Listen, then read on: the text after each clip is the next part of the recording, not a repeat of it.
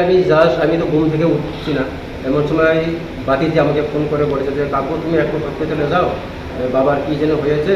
মা বলে মার সঙ্গে ছিল, সে গেলে গেলে আমাকে ফোন করেছে তুমি একটু গিয়ে দেখে করে আসো। তো অ্যাকর্ডিংলি আমি এসেছিলাম হসপিটালে, হসপিটালে। তো এসে দেখলাম ট্রমা সেন্টারে আমার ভাই একদম bad serious condition.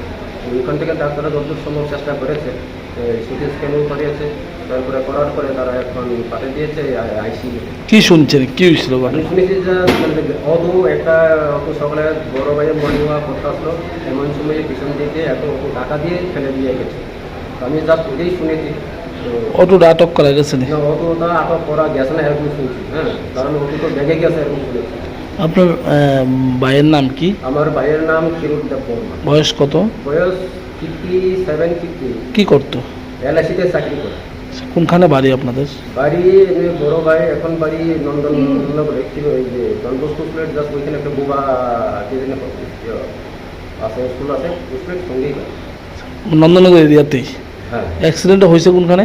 Don Bosco just ওইখানে আমি শুনেছি, ওইখানে একটা যাত্রী প্যাসেঞ্জার সেট আছে, ওইটার কাছাকাছি এরিয়া খুব সম্ভব। ওনার ওয়াইফ তো, ডনবস্কোর অপোজিট সাইডে। ওনার ওয়াইফ তো সঙ্গে আসলো, উনি ব্যথা হয়েছে না? সঙ্গে ছিল। উনি ব্যথা হয়েছে না? না। এখন ডাক্তার কি কইছে, অবস্থা কিরকম এখন কইছে? ডাক্তার তো বললো যে এখন খুব সিরিয়াস কন্ডিশনে আছে। পুলিশে জানাইছেন এই বিষয়টা? পুলিশে আমরা এফআইআর করবো।